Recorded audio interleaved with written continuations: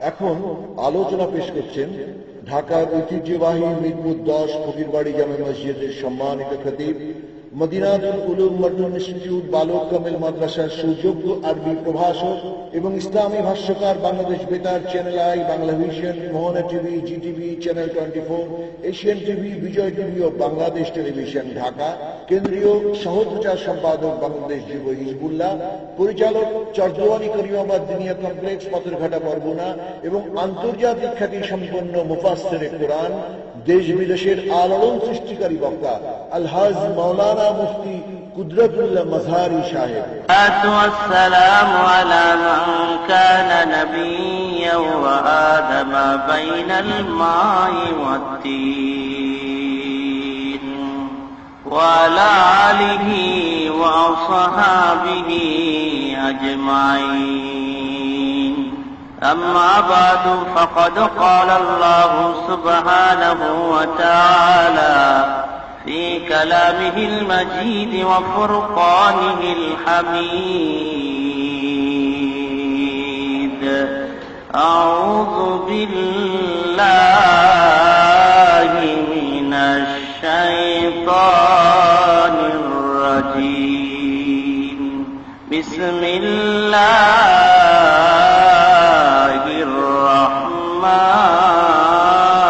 الرحيم. إن الله وملائكته يصلون على النبي يا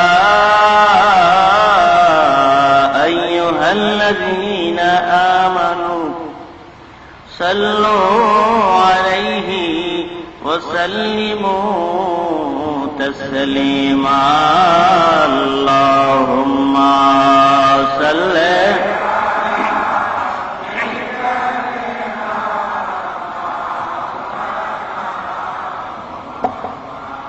وعلى آل سيدنا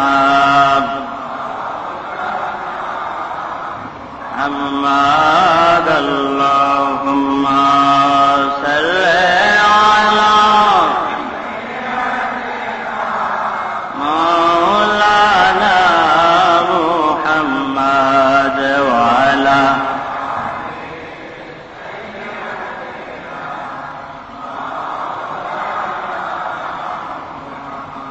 بلغ العلا بكماله كشف الدجى بجماله حسنت جميع خصاله.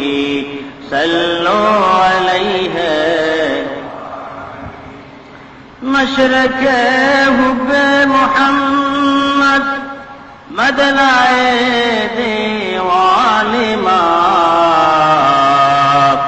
مدلائے خورشید عشقت سینہ سو جانما. بلغ العلا بکمالہ کشف الدجى بجمالہ حسنت جمیع خصالہ. صورت یوسف فداری حکمت لقمان ماں کاریے قرآن اے دیل صدمان ماں. بلغ العلا بکمالہ کشف الدجى بجمالہ حسنت جمیع خصالہ. وآلہ لا الہ الا اللہ جر لا الہ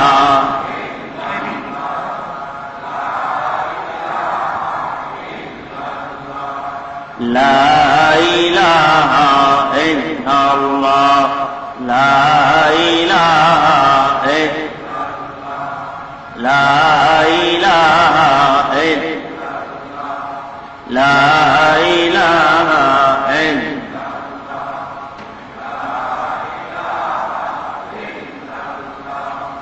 لا إله إلا لا ইলাহা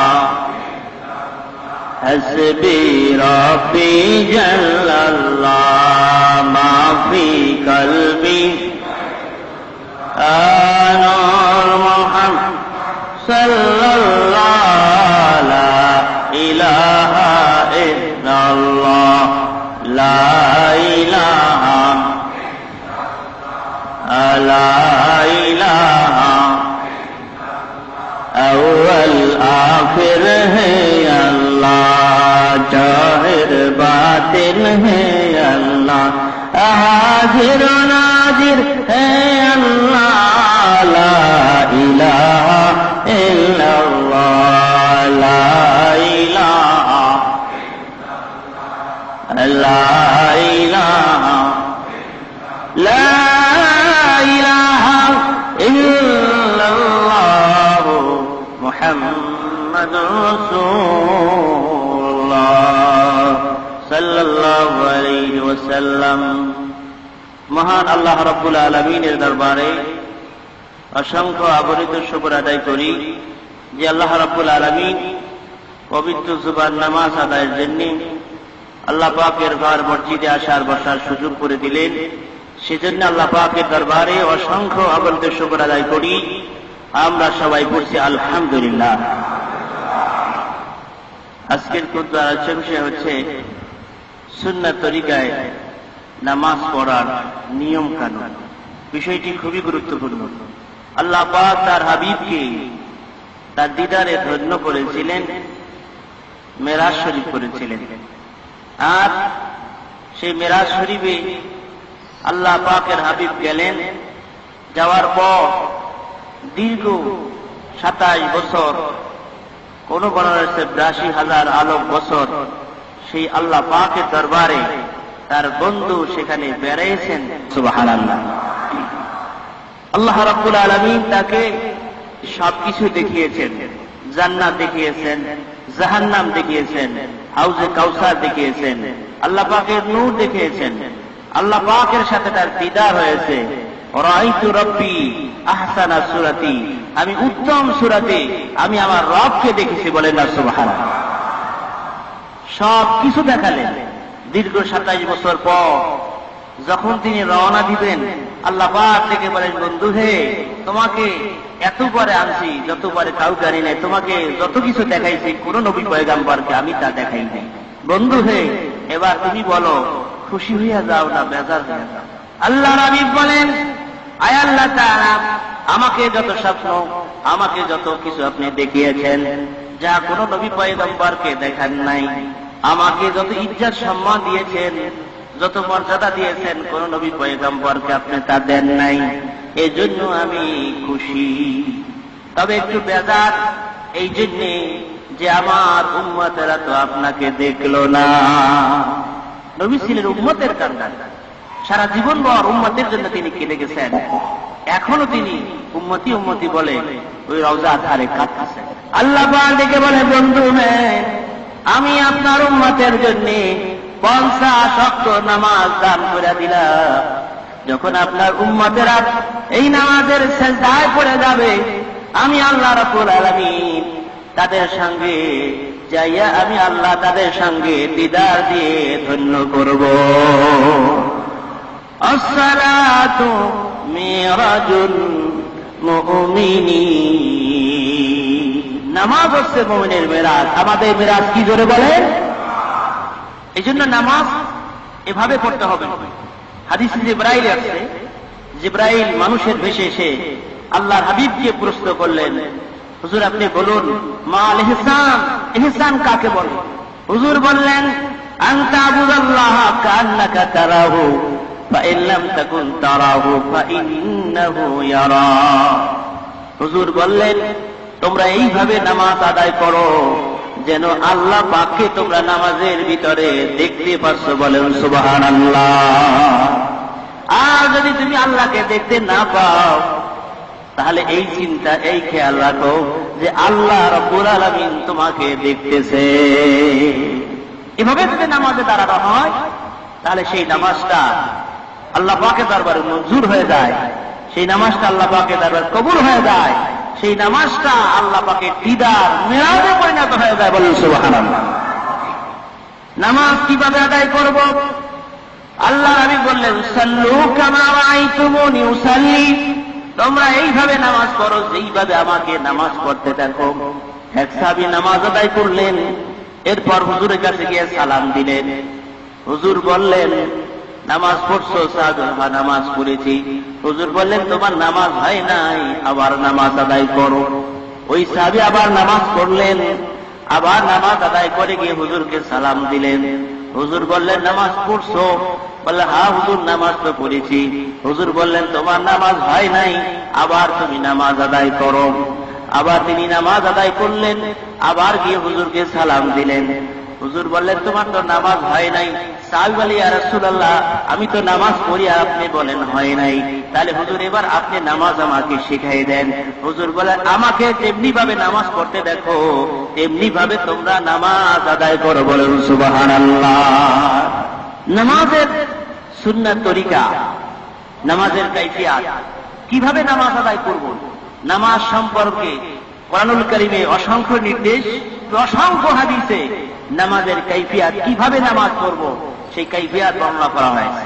সহিহ এবং সুন্দর, সত্য, সঠিকভাবে আল্লাহর হাবিব কিভাবে নামাজ আদায় করেছেন, তার চূড়ান্ত নামাজের রূপরেখা কিভাবে ছিল, এবং সাহাবায়ে কেরাম তা থেকে কিভাবে অনুসরণ করেছেন, এবং মাযহাবের ইমামগণ সেভাবে চূড়ান্ত ভাবে নামাজ কিভাবে হবে, কিভাবে আপনাকে আদায় করতে হবে, সেই সুন্নাত তরিকার নির্দেশনা আমাদেরকে দিয়ে গেছেন। যেভাবে আমরা নামাজ পড়তেছি এভাবেই, জোরে বলেন না সুবহানাল্লাহ। কিন্তু দুঃখের বিষয় হলো, সত্য বিভিন্ন মিডিয়া এবং বিভিন্ন মৌলবীরা এমন কিছু তথ্য, এমন কিছু কথা বলে যে হাদিসগুলো জাল হয়ে গেছে, যে হাদিসগুলো মনসুখ হয়ে গেছে, সেই হাদিসগুলো আমাদের সামনে উপস্থাপন করে বলে এভাবে নামাজ পড়তে হবে, হুজুর এভাবে নামাজ আদায় করেছেন। আসলে এই তরিকা, এই কথাটা তাদের কথা ঠিক নয়। এই দেশ আউলিয়া কেরামের দেশ, এদেশে সঠিক দিক নির্দেশনা আউলিয়া কেরাম দিয়ে গেছেন, কিন্তু আউলিয়া বিদ্বেষী, অলি বিদ্বেষী কিছু আলেম ওলামা এমন কিছু তথ্য দিচ্ছেন যাতে করে আমাদের ঈমান আকীদাকে নষ্ট করার পায়ে তারা চলতেছে। কথা ঠিক কি না জোরে বলেন? এই জন্য আমাদেরকে নামাজকে সুন্দর করতে হবে। মেরাজের উপহার হলো নামাজ, আল্লাহ পাকের দিদার হলো নামাজ। এই নামাজকে সুন্দর করার জন্য হুজুর কিভাবে নামাজ আমাদেরকে শিক্ষা দিলেন। আযান হয়ে গেল, মসজিদে চলে আসবেন। মসজিদে আসার পর কিভাবে মসজিদে বসবেন, কিভাবে মসজিদের বসার কাইফিয়াত আল্লাহ হাবিব সুন্দর করে বলে দিয়েছেন।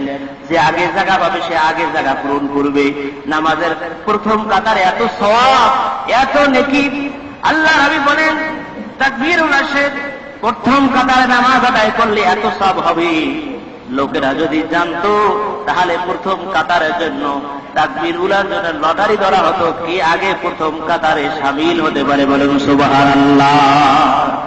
আযানের দাওয়াত হলো, হাইয়া আলাস সালাহ, কল্যাণের দিকে আসো, হাইয়া আলাল ফালাহ, সফল কামের দিকে আসো, তাড়াতাড়ি করে মসজিদে। আযানের বাণী হচ্ছে আযান শোনার সাথে সাথে আপনাকে আমাকে মসজিদে চলতে হবে। আল্লাহ পাক বলেন, ইয়া আইয়ুহাল্লাযীনা আমানু ইযা নুদিয়া লিস-সালাতি মিন ইয়াউমিল জুমআতি ফাসাউ ইলা যিকরিল্লাহি ওয়া যারুল বাই'আ যালিকুম খায়রুল লাকুম ইন কুনতুম তা'লামুন।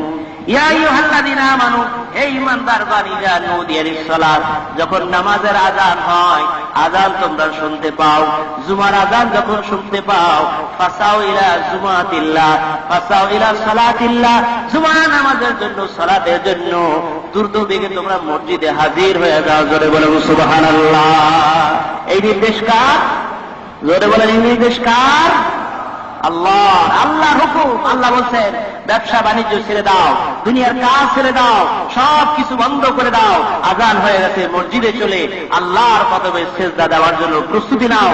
আর সিজদা দিলেই আল্লাহ নৈকট্য অর্জন করতে পারবে, সিজদা দিলেই আল্লাহ দিদার অর্জন করতে পারবে।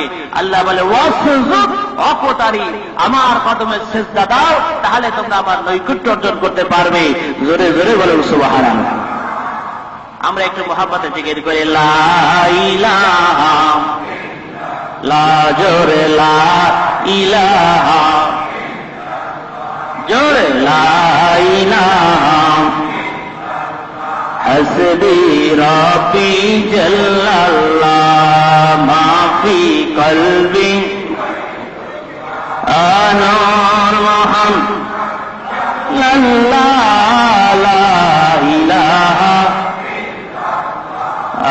লা ইলাহা লা ইলাহা ইল্লাল্লাহ মুহাম্মাদুর রাসূলুল্লাহ সাল্লাল্লাহু আলাইহি ওয়াসাল্লাম সুবহানাল্লাহ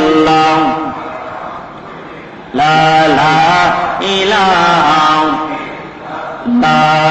সুবহানাল্লাহ আলহামদুলিল্লাহ লা ইল্লাল্লাহ সুবহানাল্লাহ লা ইলাহা ইল্লাল্লাহ মুহাম্মাদুর রাসূলুল্লাহ সাল্লাল্লাহু আলাইহি ওয়াসাল্লাম। ইকামতে কখন দাঁড়াতে হবে বিষয়টা নিয়ে কনফিউশন। এক শ্রেণী মসজিদে যদি আমরা যাই দেখি একামতে আগেই লোকের সব দাঁড়াই গেছে, ঠিক কিনা বলে। আবার কিছু কিছু মসজিদ আছে যে মসজিদগুলো একামতে হাইয়া আলাস সালার সময় দাঁড়ানো হয়। এখন আমি আপনি কোথায় যাই? কোরআন হাদিস ইজমা কিয়াস ফতোয়ার কিতাবগুলো এই বিষয়ে কি ফতোয়া দেওয়া হলো, বিষয়টি খুবই গুরুত্বপূর্ণ জানা আমাদের প্রয়োজন। একামতে আগে দাঁড়াবো না একামতে কখন দাঁড়াবো? তিরমিজি শরীফের ভিতরে আসছে, আবু দাউদ শরীফের ভিতরে এসেছে, আনাবি কাতাদা রাদিয়াল্লাহু তাআলা আনহু বর্ণিত হাদিস, তিনি বলেন قال رسول الله صلى الله عليه وسلم, আল্লাহর হাবিব বলেন, ইযা উকিমাতিস সালাহ ফালা তাকুমু হাত্তা তারাউনি, রাওয়াহু আবু দাউদ।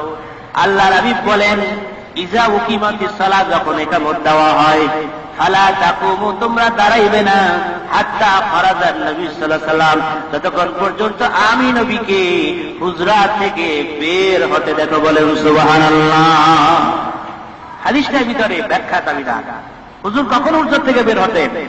বুখারী শরীফের অন্যতম ব্যাখ্যা গ্রন্থ উমদাতুল কারীর ভিতরে এসেছে, আল্লাহ নবীর সাহাবী মসজিদে নববীর মুয়াজ্জিন হযরত বেলাল এর অভ্যাস ছিল, তিনি ইকামত দিয়া দিতেন। ইকামতে যখন হাইয়া আলাস সালাহ বলতেন বেলাল, তখন আল্লাহর হাবিব হুজরা থেকে বের হয়ে মিহরাবে চলে আসতেন। বলেন সুবহানাল্লাহ।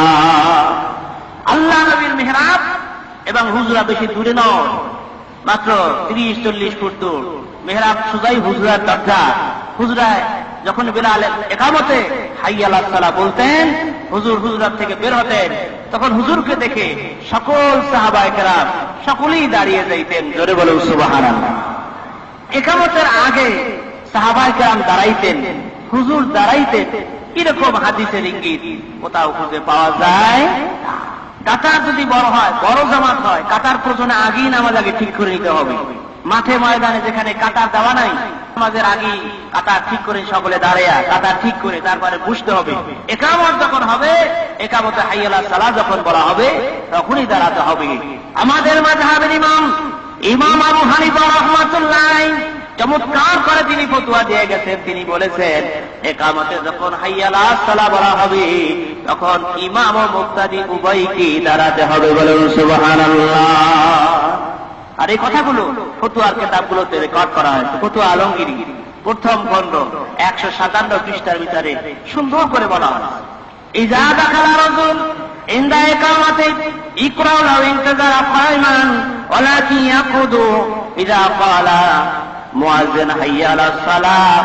সুন্দর করে বলা হয়েছে, ইযা দাখালা রাজুল, যখন কোন ব্যক্তি আসবে মসজিদে, ইনদা ইকামাতে, ইকামতের পূর্বে যদি কোন মসজিদ আসে, ইকামতের পূর্বে যে ব্যক্তি মসজিদে আসবে, ইয়ানতাজিরু কায়মান, সে যদি এসে দাঁড়াইয়া থাকে ইকামতের পূর্বে, এটা হলো মাকরুহ। কি বলেন? মাকরুহ। জোরে বলেন কি? মাকরুহ। ফতোয়া আলমগীর সুন্দর করে বলা হয়েছে। ফতোয়া শামী হেদায়াত সুন্দর করে বলা আছে, ইকামতের আগে দাঁড়িয়ে ইয়ানতাজিরু কায়মান ইকরা হলো, ইকামতের পূর্বে দাঁড়িয়ে থাকা হলো মাকরুহ। ইকামতের পূর্বে দাঁড়িয়ে থাকা কি? জোরে বলে মাকরুহ। ওয়ালাকিন ইয়াকুদু, বরং সে বসে যাবে। যারা ক্বালাল মুয়াজ্জিনু হাইয়া আলাস সালাহ, যখন মুয়াজ্জিন বলবে হাইয়া আলাস সালাহ, তখন ইমাম ও মুক্তাদি সকলেই তখন দাঁড়াবে। জোরে বলে সুবহানাল্লাহ। এ হলো ফতোয়া। সব ফতোয়া কেরা বাংলাদেশের কিতাবগুলোতেও, ফতোয়ার কিতাবগুলোতেও এই কথাই লেখা আছে, কিন্তু আমরা মানি না। ইসলাম মানার জিনিস, ইসলাম বোঝার জিনিস। ক্বালা আসলিম, ইসলাম শব্দের অর্থ হচ্ছে আত্মসমর্পণ করা। আপনাকে মানতে হবে, বুঝতে হবে। আল্লাহ হাবিবের বয়ান, হাদিস এবং ফতোয়ায় ওলামায়ে কেরাম, ইমামগণ কি বলছে, এই কথা না বুঝে না যে আমরা আগেই অনেকে দাঁড়াইবার চেষ্টা করি, কিন্তু মাকরু হবে। কি হবে করে বলেন? মাকরু হবে। হাজিরিন, মসজিদে ঢুকলাম, একামাত হয়ে গেল, এরপরে নামাজ শুরু করে দিলাম। নামাজ শুরু করতে গিয়ে হাত তোলার ক্ষেত্রে অনেকে দেখা যায় একটু কার্পণ্য করে, অনেকে কাঁধ পর্যন্ত হাত তোলেন, অনেকে বুক পর্যন্ত হাত তোলেন, আর অনেকে কান পর্যন্ত হাত তোলেন। আসলে কোন পর্যন্ত হাতটা উঠাতে হবে তাকবীরুল্লাহর সময়? হাদিস শরীফে আছে তিরমিজির ভিতরে, কানা রাসূলুল্লাহ সাল্লাল্লাহু আলাইহি ওয়াসাল্লাম, আল্লাহ নবী আব্বাস ছিল, তিনি বলেছেন কানা ইফতিতায়ে সালাতে রাফা ইয়াদাইহি হাত্তা ইয়াকুনু ইবহামাই উযুনাইন। তাহাবী শরীফের প্রথম খণ্ড 144 পৃষ্ঠার ভিতরে হাদিসটা আছে। ইজা কানা ইফতিতায়ে সালাত, যখন তুমি নামাজ শুরু করছো, রাফা ইয়াদাইহি, তুমি তোমার হাত উঁচু করো, ইবহামাইহি উযুনাইহি, কান পর্যন্ত, উযুনুন কান, ইবহামান বৃদ্ধাঙ্গুল, তোমার বৃদ্ধাঙ্গুলকে এই কান পর্যন্ত উঁচু করো। জোরে বলুন সুবহানাল্লাহ। হাত তোলার সময় কোন পর্যন্ত হাত তুলতে হবে? কান পর্যন্ত। কোন পর্যন্ত? অনেক এরকম, এটা হবে না, এটা ভুল। সঠিক হচ্ছে কান পর্যন্ত আপনাকে হাত তুলতে হবে।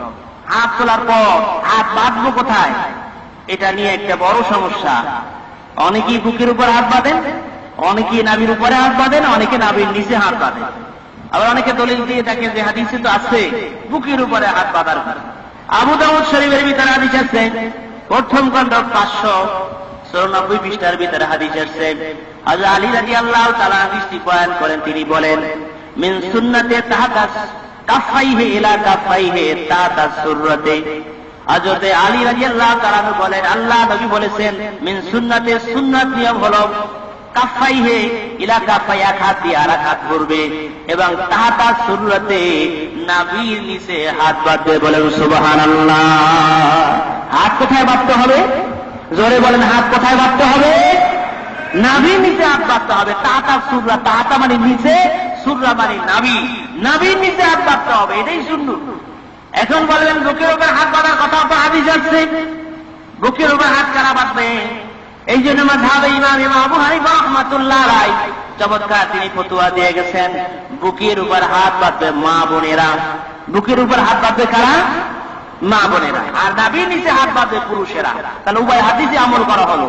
পুরুষেরা হাত বাঁধে নাভির নিচে, আর মা বোনদের শরীরের কাঠামো পুরুষদের মতো নয়। মা বোনরা হাত বাঁধে কোথায়? বুকের উপরে। আর পুরুষেরা হাত বাঁধে কোথায়?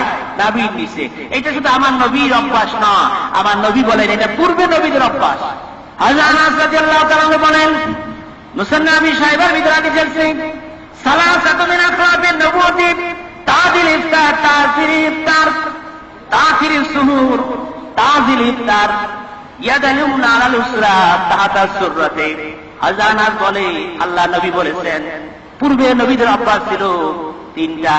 এক হচ্ছে তারা তাড়াতাড়ি ইফতার করতেন, দেরিতে সেহরি খাইতেন, আল ইয়াদিল ইউমনা আলাল ইসরা, ডান হাত দ্বারা বাম হাত ধরতেন, তাহাতা সুররাতে, নাভির নিচে তারা হাত বাঁধতেন। বলেন সুবহানাল্লাহ।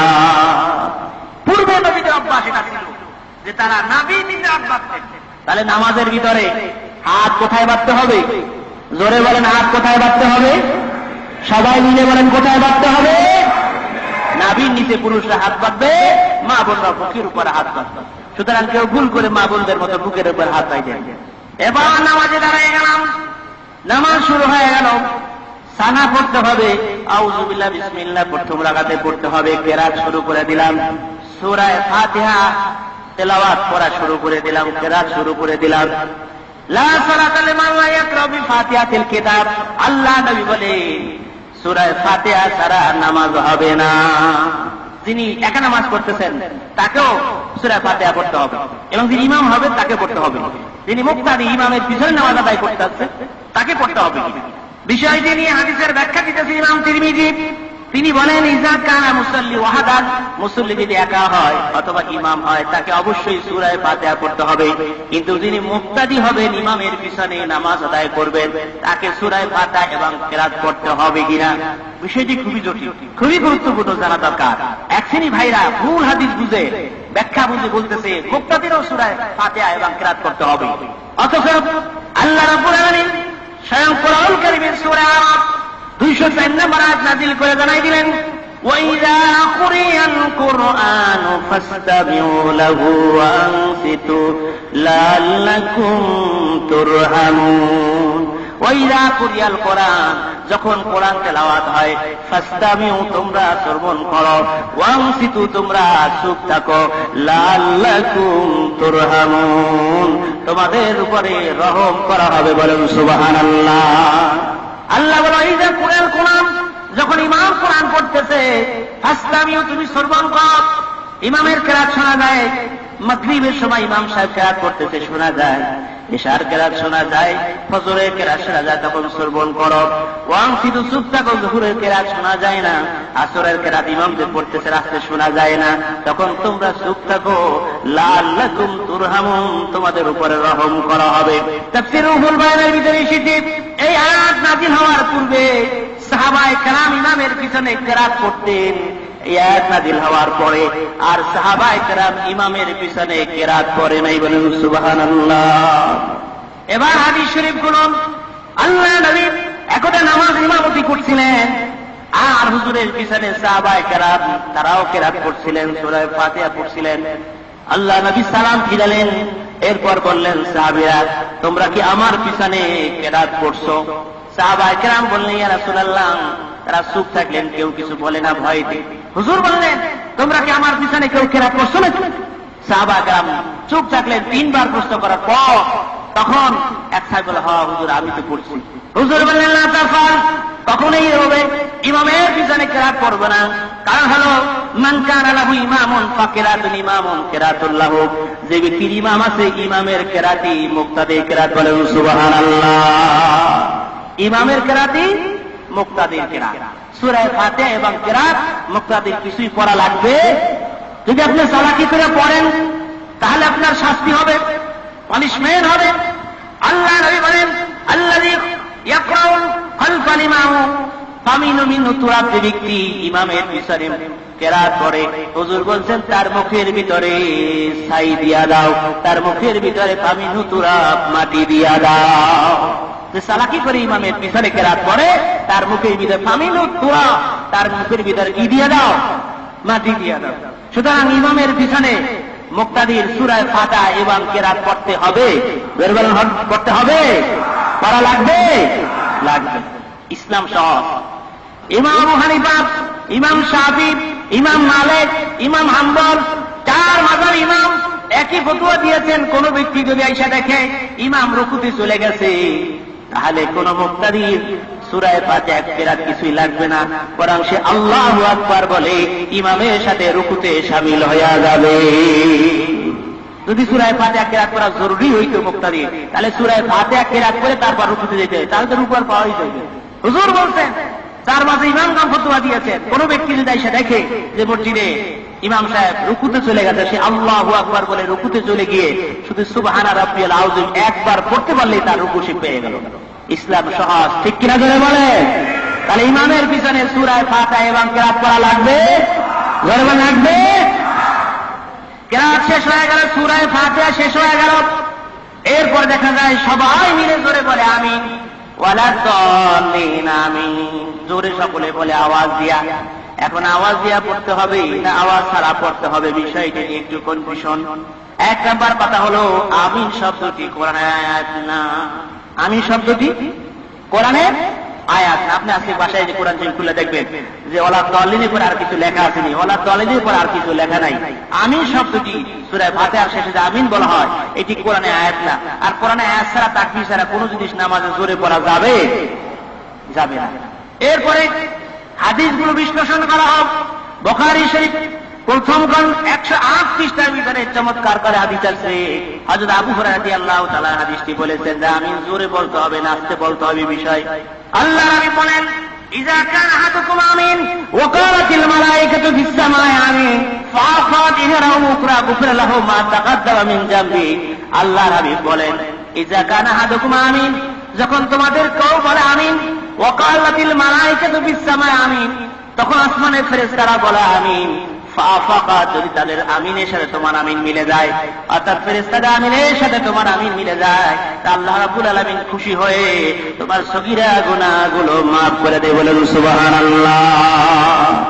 এই হাদিস থেকে যে বিষয়টি শিক্ষণীয়তা হলো, ইযা কানা আহাদুকুম আমিন, তোমাদের কেহ যখন বলে আমিন, ফেরেশতারা তখন বলে আমিন। দুইটা জিনিস বিষয়, এখানে আমিন জোরে বলতে হবে না আমিন আস্তে বলতে হবে, কিছুই বলা হয় নাই। বুখারীর ভিতরে যে আমিনের ফজিলাতের হাদিস আছে, কিন্তু এখানে বলা হয় নাই আমিন তুমি জোরে করো, অথবা বলা হয় নাই আমিন তুমি আস্তে করো। পরবর্তীতে ফতোয়া পরিষ্কার হয়ে গেল যে ফাআফাকাত ওয়া ক্বালাতিল মালায়েকাতু ফিস সামাই আমিন, ফেরেশতারা বলে আমিন। আপনি আমি কিভাবে আমিন বলবো, এই বিষয়টাই নিয়ে ফেরেশতাদের মতো বলতে হবে। ফেরেশতারা তো আমিন বলছে, এখন ফেরেশতারা যে আমিন বলছে এইটা আপনি আমি শুনছেন? জোরে বলেন, কথা বলেন, শুনছেন? ফেরেশতারা যে আমিন বলছে আমরা শুনি নাই, শুধু আপনারা আমিন বলতে হবে। আপনার আমিনও যেন ফেরেশতারা না শুনে, অর্থাৎ আপনার আমিনও এভাবে গোপন বলতে হবে যাতে করে কেউ না শুনে। ফেরেশতারা শুনতে পারবে কি পারবে না? পারবে। হযরত সামূরা রাদিয়াল্লাহু তাআলা আনহু, হযরত ইমরান ইবনে জুনদুম রাদিয়াল্লাহু তাআলা আনহু, দুই সাহাবীর ভিতরে ঝগড়া শুরু হয়ে গেছে। ইমরান রাদিয়াল্লাহু তাআলা আনহু বলেন আল্লাহ নবী আমিন জোরে বলতেন, আর সামূরা বলতেন না আমিন হুজুর আস্তে বলতেন। এখন দুজনের ভিতরে কনফিউশন হচ্ছে, হুজুর আল্লাহ দলের ব্যাপারে আমিন বলতেন, সামূরা বলতেছেন আমিন হুজুর বলতেন না। দুইজনের ভিতরে দ্বন্দ্ব, আমিন জোরে হবে না আস্তে হবে, বিষয়টি নিয়ে দুই সাহাবীর ভিতরে দ্বন্দ্ব শুরু হয়। দুই সাহাবী মিলে প্রখ্যাত সাহাবী মসজিদের নববীর ইমাম কারি উবাই ইবনে কাব রাদিয়াল্লাহু তাআলা আনহুর কাছে গিয়ে বললেন, আপনি মুরব্বী সাহাবী, আপনি সুন্দর করে আমাদেরকে বুঝাইয়া দেন ওয়ালা দালিনের পরে আল্লাহ নবী আমিন বলছে কিনা। উবাই ইবনে কাব রাদিয়াল্লাহু তাআলা আনহু বললেন, ও সাহাবী ভাই শুনে নাও, আল্লাহ নবী আমিন বলেছেন, তবে ওয়ালা দালিনের পর তিনি আমিন বলেছেন, তবে আমিন অনুচ্চ স্বরে বলেছেন আমরা শুনি নাই। তবে হুজুরের দাড়ি দেখা, দাড়ি লড়া দেখে বুঝতাম হুজুর আমিন বলতেছেন। বলে সুবহানাল্লাহ। আমিন শব্দটি হবে অনুচ্চ স্বরে, কোন শব্দ হবে না, ঠিক কিনা করে বলেন। এবার হাদিসগুলো বিশ্লেষণ করেন আমাদের মাযহাব ইমাম আবু হানিফা রাহমাতুল্লাহ আলাইহি চমৎকার করে সুন্দর ফয়সালা দিয়েছেন। আমিন বলা সুন্নত, আর আমিন অনুচ্চ স্বরে বলাও সুন্নত। আমিন বলার ভিতরে দুইটা সুন্নত। আমিন বলার ভিতরে কয়টা সুন্নত? একটা হলো অনুচ্চ স্বরে, কোন শব্দ হবে না, অনুচ্চ স্বরে আপনি বলবেন আমিন, আপনি যে শুধু কানে শুনতে পারেন এভাবে আওয়াজে অনুচ্চ স্বরে বলতে হবে আমিন, এবং আমিন বলাটাও সুন্নত। উচ্চ স্বরে যদি কেউ বলে তাহলে সেটা হাদিসের সীমা লঙ্ঘন হবে। হযরত হুযাইর ইবনে হুজুর রাদিয়াল্লাহু তাআলা তিনি বলেন, ইয়াকুলু ওয়ালা দালিন আমিন হাফিজা বিয়া সাউতাহু, আল্লাহ নবী বলেছেন ওয়ালা দালিনের পরে তোমরা আমিন বলবে, হাফিজা বিয়া সাউতাহু, তোমার আওয়াজটা হবে গোপন, এমন আওয়াজে তুমি আমিন বলবে যে আমিনটা কেউ যেন না শোনে, গোপন করে বলতে হবে। তাহলে আমিন শব্দটি আসতে হবে না জোরে হবে?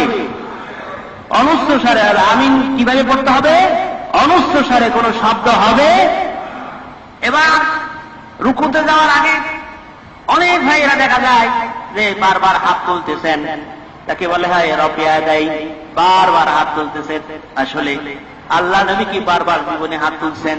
হাদিসগুলো বিশ্লেষণ করে দেখা যায় তিরমিজি শরীফ আছে, হযরত আব্দুল্লাহ ইবনে মাসউদ রাদিয়াল্লাহু তাআলা আনহু তিনি একদিন বললেন সাহাবীদের উদ্দেশ্যে করে, আলা উসাল্লি বিকুম সালাতি রাসূল সাল্লাল্লাহু আলাইহি সাল্লাম, আল্লাহ নবী যেইভাবে নামাজ পড়ছেন এইভাবে কি নামাজ তোমাদেরকে পড়ে আমি শিক্ষা দিব না? ফাসাল্লা রাকাতাইন, এই দুই রাকাত নামাজ পড়লেন, ইল্লা আওয়ালা তাকবীরাতে রাফিয়াদাইন, ইল্লা আউয়াল মাররাতান, তিনি প্রথমবার শুধু হাত তুললেন, এরপর আর তিনি নামাজের ভিতরে হাত তোলেন। প্রথম রাকাতে তিনি হাত তুলছেন, প্রথম রাকাতে প্রথম তাকবীর উলাতে, এরপর আর তিনি হাত তোলেন। রাসূলুল্লাহ সাল্লাল্লাহু আলাইহি ওয়াসাল্লাম একদিন নামাজে হাত তুলছিলেন বারবার। কেন তুলছিলেন? নতুন সাহাবী আসছেন, ইসলাম কবুল করেছেন, কিন্তু এখনো মূর্তির ভালোবাসা সে ছাড়তে পারেনি। তাই ওই সাহাবী নামাজে দাঁড়িয়েছেন, মূর্তির ভালোবাসা এখনো অন্তরের ভিতরে আছে, তাই মূর্তি কেদের ভিতরে নিয়ে তিনি নামাজে শরীক হয়ে গেছে, সেই ভেতরে মূর্তি নামাজ পড়ছে। আল্লাহ সাহাবীরা, তোমরা কি মনে করো আমি সামনে যেভাবে দেখি পিছু তেমনি ভাবে দেখি, উপরে তেমনি ভাবে দেখি, নিচু তেমনি ভাবে দেখি, আমি ঘুমাইলে যেমনি ভাবে দেখি, সজাগ অবস্থায় তেমনি দেখি। জোরে জোরে বলুন সুবহানাল্লাহ। সুতরাং তোমরা নামাজের ভিতরে পিছনে কিভাবে কিভাবে নামাজ আদায় করে আমি সব সামনে থেকেও দেখতে পাই। জোরে বলুন সুবহানাল্লাহ। হুজুর তো দেখতে পাচ্ছেন ওই সাহাবীর কাছের ভিতরে মূর্তি আছে। সুতরাং হুজুর বারবার হাত তোলা শুরু করলেন, আল্লাহু আকবার আল্লাহু আকবার বলে তাকবীরে হাত তুলতে লাগলেন, যাতে করে ওই সাহাবীর কাছ থেকে মূর্তি পড়ে যায়। আর হুজুর হাত তুলেন নাই। হুজুর দেখলেন একদা এক সাহাবী বারবার নামাজের ভিতরে হাত তুলছে। সাহাবায়ে কেরাম তো হুজুরের কাছে আসতেন, অনেক দূর দূর থেকে অনেক সাহাবীরা আসতেন, এসে তারা একদিন দুই দিন থাকে আবার চলে যেতেন, আবার হয়তো 2 বছর 5 বছর পরে আবার আসতেন। কিন্তু ইসলাম এটা পরিবর্তন হয়ে এসেছে, একসাথে কোরআন নাজিল হয় নাই, আস্তে আস্তে করে কোরআন নাজিল হয়েছে। নামাজের রূপরেখাও আস্তে আস্তে করে পরিবর্তন হয়েছে। যে আগে নামাজের ভিতরে কথা বলা যায়, এরপর আল্লাহ নাজিল করে যে না, নামাজের ভিতরে কথা বলা যাবে না। আগে নামাজের ভিতরে সালাম দেওয়া যায়, পরবর্তীতে নিষেধে সালাম দেওয়া যাবে না। আগে প্রাথমিকভাবে নামাজে এদিক সেদিক তাকানো যায়, পরবর্তীতে নির্দেশ আছে না, এদিক সেদিক নামাজের ভিতরে তাকানো যাবে না। নামাজ পড়তে হবে একনিষ্ঠ ভাবে, খালেস ভাবে, আল্লাহর কদমে সিজদা দিতে হবে।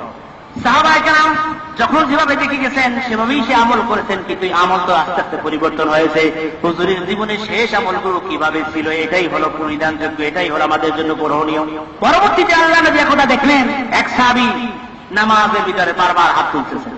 মুসলিম শরীফে আছে হাদিসটি, রাসূল পাক সাল্লাল্লাহু আলাইহি ওয়াসাল্লাম তিনি দেখলেন এক সাহাবী নামাজের ভিতরে বারবার হাত তুলতেছেন।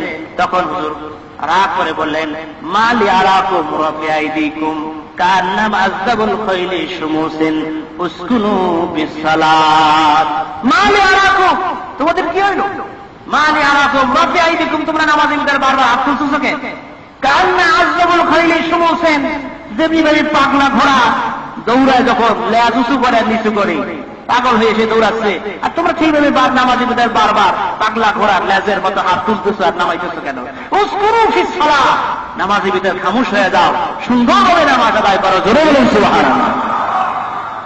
আল্লাহ নবী পরিষ্কার করে নিষেধ করে দিলেন, বারবার নামাজের ভিতরে হাত তুলতে নিষেধ করে দিয়েছেন।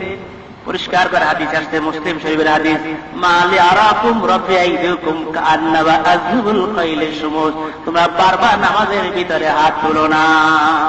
রুকুতে যাইতে গিয়ে প্রত্যেক রাকাতে বারবার হাত তুলো না, শুধু হাত তুলতে হবে নামাজের শুরুতে একবার, নামাজের শুরুতে একবার, আউয়ালে মারাতান একবার হাত তুলতে হবে। যে হাদিস পরিষ্কার করে আব্দুল্লাহ মাসউদ আমাদেরকে শিক্ষা দিলেন, তিনি একবার নামাজে হাত তুলছেন, বারবার তিনি আর হাত তুলেন রফিয়া দেয়। হুজুর পরিষ্কার করে নিষেধ করে গেছেন, ঠিক কিনা জোরে বলেন। এরপর নামাজ শেষ করে আমরা অনেকে মোনাজাত দেই না, দোয়া করি না। জুমার সময় দেখা যায়, জুমার নামাজ যখন হয়ে যায় অনেক ভাই সবাই মুসল্লিরা বসে আছে দোয়া মোনাজাতের জন্য, কিন্তু হতভাগা অনেকে দেখা যায় মুসল্লিদের ঘাট আটকায় দোতলায় 3 তলা থেকে বের হওয়ার চেষ্টা করে, ঠিক কিনা বলেন। মোনাজাত দোয়া মোনাজাত, আপনাদের দোয়া না থাকে না, চুপ করে বসে থাকে। সবাই মোনাজাত একসাথে শেষ হবে, সবাই একসাথে বিদায় হবো। মোনাজাত না দিয়ে আপনি এত মুসল্লিদের ধাক্কাইয়া যাওয়ার চেষ্টা করা, এটা আসলে ঠিক না, ঠিক কিনা জোরে বলেন। দোয়া মোনাজাত আল্লাহই বলেছেন, উদউনি আস্তাজিব লাকুম, বান্দা তুমি আমার কাছে চাও, আর হামেশা দেনে কো তৈয়ার হায়, जो न मांगे उससे तो बेजार आए। আল্লাহ বলে আমি তো সবসময় দেওয়ার জন্য প্রস্তুত, কিন্তু আমার চাইতে জানো না। দোয়া মোনাজাতের কথা খোদ কোরআনের ভিতরে আছে, সূরা ইনশিগাল নাসটা সূরার ভিতরে শেষ দিকে আল্লাহ বলেন, ফাইজা ফারাগতা ফানসাব মাকতুবাস সালাতা, যখন ফরজ নামাজ থেকে তুমি ফারেজ হও, ফানসাব ফি দুআয়ে, তখন তুমি কায়েমে চিত্তে। তাফসীর ইবনে আব্বাস পৃথিবীর প্রথম তাফসীর, সেখানে সুন্দর করে বলা হয়েছে তুমি তখন কায়েমে চিত্তে একাগ্রতার সাথে তুমি আল্লাহর কাছে দুহাত তুলে প্রার্থনা করো। জোরে বলুন সুবহানাল্লাহ। ওরা বলে যে রাসূলুল্লাহ সাল্লাল্লাহু আলাইহি ওয়াসাল্লাম নাকি নামাজের পরে তো সাহাবীদের নিয়ে হাত তুলে মুনাজাত দেয় নাই, তাই দিব না আমরা। হাদিস শরীফ খুলেন, মুসান্নাদ আবি শাইবা 70 পৃষ্ঠার ভিতরে হাদিস আছে।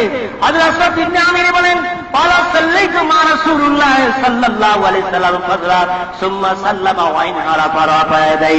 হযরত আসওয়াদ ইবনে আমির বলেন, আমার পিতা আল্লাহ নবীর সঙ্গে ফজরের নামাজ আদায় করলেন, সুম্মা সাল্লামা, হুজুর সালাম ফিরালেন, ওয়া ইন হারাফা, হুজুর আমাদের দিকে ঘুরে বসলেন। ওয়া রাফা ইয়াদাইন, আল্লাহ নবী দুই হাত তুলে আমাদের সকলকে নিয়ে মোনাজাত পরিচালনা করলেন। জোরে বলুন সুবহানাল্লাহ। আল্লাহ নবী ফরজ নামাজের পরে মোনাজাত দিচ্ছে কি দেয় নাই? জোরে বলেন, দিচ্ছে কি দেয় নাই? আল্লাহ নবী সাহাবীদের নিয়ে মোনাজাত দিচ্ছে কি দেয় নাই? এক সাহাবী প্রশ্ন করলেন, আইয়ুদ দুআ আসমা, হুজুর আপনি বলেন কোন দোয়া কবুল হয়? হুজুর বলে, ইলা যাওফিল লাইল আখির ওয়া মাকতুবুস সালাতি ওয়া দুবুরুস সালাতি মাকতুবা। হুজুর বললেন, গভীর রজনীতে তাহাজ্জুদ নামাজের পরে যেই দোয়াটা করা হয় সেই দোয়াটা কবুল হয়, আর ফরজ নামাজের পরে যেই দোয়াটা করা হয় সেই দোয়াটা আল্লাহ রাব্বুল আলামিনের দরবারে কবুল হয়ে যায়। জোরে বলুন সুবহানাল্লাহ। তাহলে ফরজ নামাজের পরে দোয়া মোনাজাতের কথা হাদিসে আছে কি নাই? আরো জোরে বলুন, আছে কি নাই? এখন হাত তুলতে হবে কিনা দোয়া মোনাজাতে? আবু দাউদ শরীফের ভিতরে আছে, হযরত আব্দুল্লাহ ইবনে আব্বাস রাদিয়াল্লাহু তাআলা হাদিসটি বয়ান করেন। তিনি বলেন, আল্লাহ নবী সাল্লাল্লাহু আলাইহি ওয়াসাল্লাম সাল্লাল্লাহু বিবুতুনি আকুফিকুম ফাইজা ফারাতু ফামসাউ বিউজুহিকুম। প্রখ্যাত সাহাবী হযরত আব্দুল্লাহ ইবনে আব্বাস রাদিয়াল্লাহু তাআলা বলেন, আল্লাহ নবীর কাছ থেকে আমি শুনেছি, নিশ্চয়ই আল্লাহ হাবিব বলেছেন, সাল্লাল্লাহু বিবুতুনি আকুফিকুম, যখন তোমরা আল্লাহর কাছে কিছু চাও তখন তোমরা হাতের পেট দিয়ে চাও, বিলা জুহুরিয়া পিঠ দিয়ে চাও না। ফাইজা ফারাতুম ফামসাউ বিউজুহিকুম, যখন তোমার দোয়া মোনাজাত শেষ হয়ে যায় তখন তুমি দুই হাত দিয়ে তোমার চেহারাকে বাঁচাও করে। বলেন সুবহানাল্লাহ। তাহলে আমরা যেভাবে মোনাজাত দেই এইভাবে মোনাজাতের কথা হাদিসে আছে কি নাই? আলোচনা আছে কি নাই? হাতের পেট দিয়ে দোয়া মোনাজাত করতে হবে, হাতের পিঠ দিয়ে না। এবার যদি আপনি নামাজের পরে হাত না তুলেন, মোনাজাত যদি না দেন, ক্ষতি কি হবে? পরিষ্কার করে মিশকাতের হাদিস আছে, আল্লাহ নবী বলে, নামাজ হয়েছে 2 রাকাত অথবা 3 রাকাত অথবা 4 রাকাত, যেই নামাজের পরে মোনাজাত দেওয়া হয় না, দোয়া মোনাজাত করা হয় না, ফাহুয়া খিদাউন, ওই নামাজটা হলো পরিত্যাজ্য। ফাহুয়া খিদাউন শব্দ ব্যবহার করেছে, ওই নামাজটা হচ্ছে পরিত্যাজ্য। সুতরাং নামাজের পরে আমরা দোয়া মোনাজাত করতে চাই কি চাই না? যারা বলেন চাই কি চাই না? দোয়া মোনাজাতের কথা হাদিসে আছে কি নাই? অবশ্যই আছে, অবশ্যই আছে, অসংখ্য হাদিস আছে। কোন হাদিস নেই এভাবে যে নামাজের পরে দোয়া মোনাজাত করতে হবে না, নিষেধ, এরকম কোন হাদিস নাই। আল্লাহ পাক আমাদের সকলকে সহিভাবে সুন্দরভাবে সুন্নাত তরিকা অনুযায়ী নামাজ আদায় করার তৌফিক দান করুন। বলে আমিন। ওয়া আখিরু দাওয়ানা আলহামদুলিল্লাহি রাব্বিল আলামিন। আসসালামু আলাইকুম ওয়া রাহমাতুল্লাহি ওয়া বারাকাতুহু। লা ইলাহা লা ইলাহা লা ইলাহা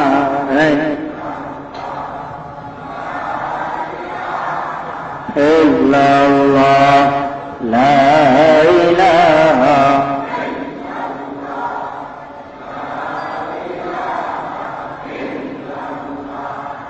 লা ইলাহা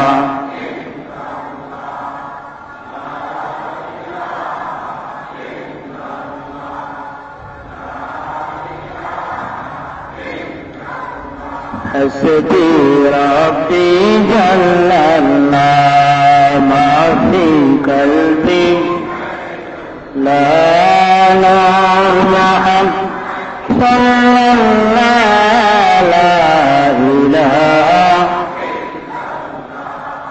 لا إله لا إله إلا الله محمد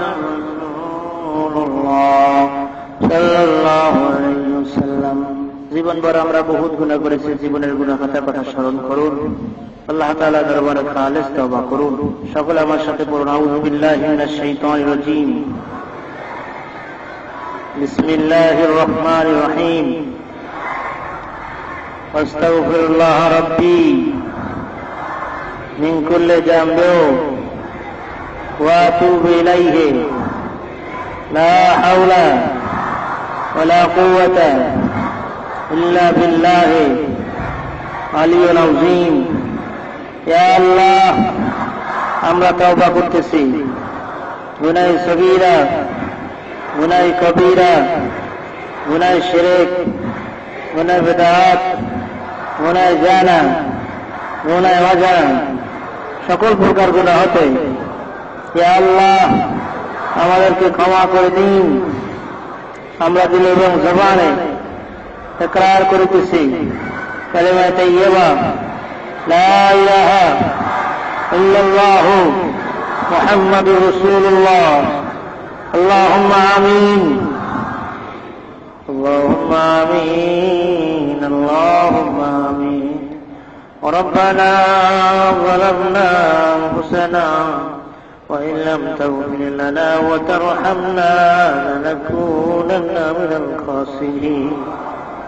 ربنا لا تزغ قلوبنا بعد إذ هديتنا وهب لنا من لدنك رحمة إنك أنت الوهاب. এবার খোদা মহিয়ান গনিয়ান সর্বশক্তিমান মাবুদ মাওলা মেহেরবান, তবে ইস্তেগফার করে আপনার শাহী দরবারে মহান দরবারে বড় আশা নিয়ে হাত তুলেছি। আমাদের তওবাকে আপনি কবুল করে নিন। রব্বুল আলামিন সওয়াব সরওয়ারে কায়নাত آقا نمبر تجدار مدینہ امت والا جنت والا کملی والا دیال نبی جی روزہ کھرے پوس حدیث تمام انبیاء کرام صحابہ کرام تابعین تابع تابعین علماء متقدمین متأخرین سلف صالحین اولیاء کے بربر روح مبارک হাদিয়া পৌঁছে হাদিস। আল্লাহ আমরা যারা হাত তুলেছি আমাদের মধ্য থেকে অনেকের জনম দুঃখিনী আম্মা জান, অনেকের জনম দুঃখিনী আম্মা জান, অনেকের আব্বা জান, অনেকের আব্বা আম্মা উভয় দুনিয়া ছেড়ে অন্ধকার কবর দেশে চলে গেছে। আল্লাহ এই মসজিদে আসার সময় কত মূর্তিকার ডেকে রেখে বলছে আমার আওলাদের আমার সন্তান আমার ভাই আমার বন্ধু ওই মসজিদে যাও, আমরা তো বেঁচে থাকলে যাইতাম। আজকে আমরা যেতে পারি না, আমাদের জন্য দোয়া না করে ভাই ফিরিও না। আল্লাহ নবী বলে আমি যা চোখে দেখি তোমরা যদি তা দেখতে, আমি যা কানে শুনি তোমরা যদি শুনতে, বিছনায় পিঠ দিয়ে ঘুমাইতে পারতে না।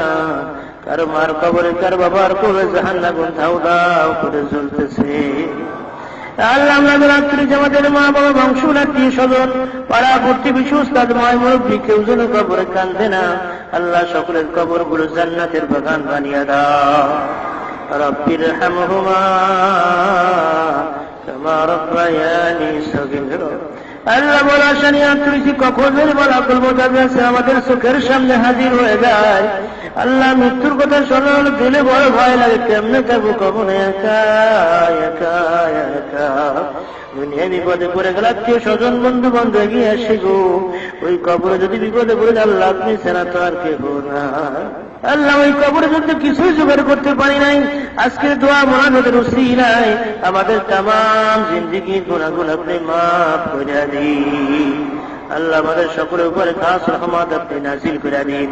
যাবতীয় বালা মুসিবত বিপদ আপদে আমাদের সকলকে আপনি হেফাজত করুন। আল্লাহ খাস করে দেয় না কি আশা নিয়ে হাত তুলে বসেছে অন্তর্জয় মাওলা দিলের খবর আল্লাহ আমাদের সকলের নেক মাকসুদ আপনি পূর্ণ করে দিন। اللهم صل على سيدنا محمد النبي الأمي وآله وسلم. ربنا تقبل منا إنك أنت السميع العليم وتب علينا إنك أنت التواب الرحيم. মৃত্যুর সময় দয়াল নবীজিকে দেখাইয়া দেখাইয়া আমাদের সকলের জবানে জারি করে দেন ঈমানে কলেমা লা ইলাহা ইল্লাল্লাহু মুহাম্মাদুর রাসূলুল্লাহ। আন্তর্জাতিক খ্যাতিসম্পন্ন মুফাসসিরে কোরআন, দেশ বিদেশের আলোড়ন সৃষ্টিকারী বক্তা আলহাজ মাওলানা মুফতি কুদরতুল্লাহ মাজহারি সাহেবের বিষয়ভিত্তিক ওয়াজ শুনতে সার্চ করুন ইউটিউব বাংলা ওয়াজ মুফতি কুদরতুল্লাহ মাজহারি।